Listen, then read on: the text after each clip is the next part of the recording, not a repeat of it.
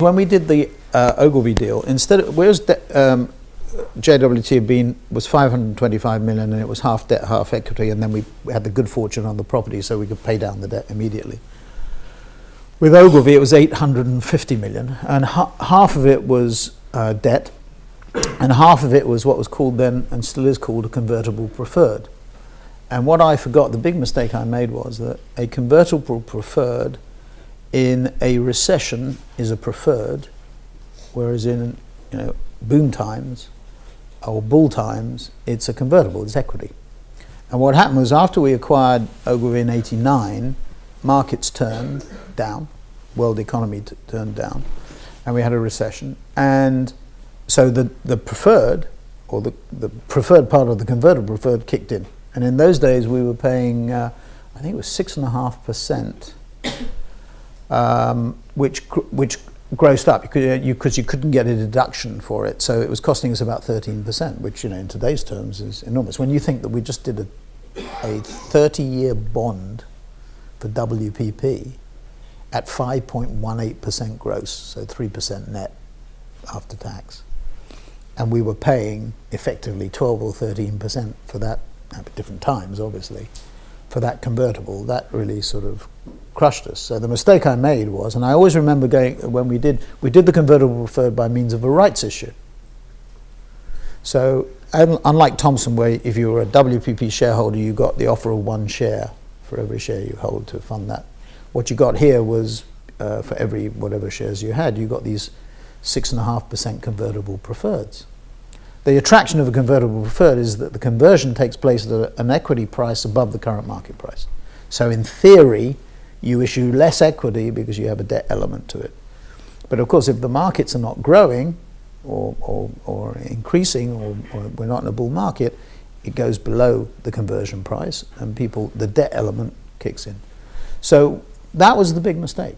And in the recession, the convertible preferred became very difficult for us to manage. And I always remember when we did that convertible preferred rights issue, it was one of the lead fund managers at the Prudential who said, Martin, you can always you don't have to do a convertible preferred. It's a false economy because of the premium in the conversion price. You should always be able to do the same thing with a straight equity instrument. And by the way, he was right, because when I looked at the restructuring we did and what we had to give to the banks in order to restructure the company, if we'd done just the full equity issue instead of a convertible preferred issue with a premium in it, we would have been actually better off than the ultimate. So that's one thing I'd admit to. Every day you make mistakes, every day. And the trick, if there is a trick, is just to make sure that you make more right decisions than wrong decisions. I mean, somebody said to me today, a journalist said, describe yourself in 3 words was the thing. So I said persistence and speed, because when you get a knighthood, you have to go down to the College of Heraldry and you get a motto together. So I tried it, and that's the motto: persistence and speed. So I don't think you have to be a rocket scientist in our business. I don't think you have to be a rocket scientist in an Einstein in business generally. I think you have to be very persistent. I think you have to have a very strong vision about what you want to do. There's an academic argument in business schools about whether strategy is more important than tactics, and I think the answer is both are important. If you want to sort of talk about the government, the coalition government, I think tactically they do some interesting things and the right things, but it seems to me they don't have a great strategic vision. Still haven't.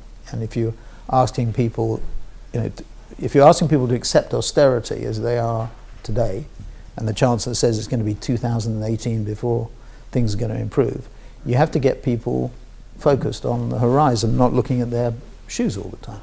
And strategy is terribly important. So I think having a clear strategy and then being very persistent with it, and then being quick. Because I had a terrible quote many years ago, which was a bad decision on Monday is better than a good decision on Friday. And by that I meant giving people instant responses. And if people don't respond to you and don't make a decision, it's because they don't know the answer, or they're frightened of the answer.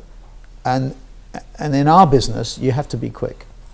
And I mean, forget about all the speed that is necessitated by technology and changes in technology and Moore's law putting more and more pressure on everybody all the time. I'm just saying you have to be very, very, what bedevils big companies is failure to move quickly, inaction. One of our people I was speaking to last week, and he's fed up because there's a lot of inaction. And so being quick and speedy, so a fast decision, I think, is increasingly necessary. And what bedevils big companies, and we see it with clients, is that lack. But that's the only one I'd admit to.